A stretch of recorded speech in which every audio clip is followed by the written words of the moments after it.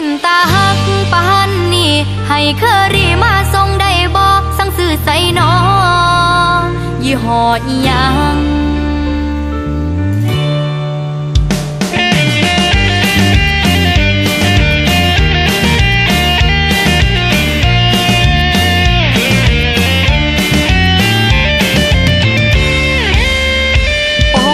ก็เป็นคนเงียบเงียบนั่งพับเพียบคือผ้าพับไว้เป็นสาวสไต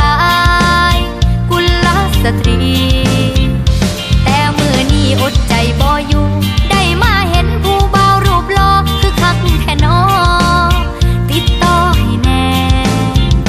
กำมาเทพยิงลูกศรปักลงกลางใจสิเฮ็ดจังได้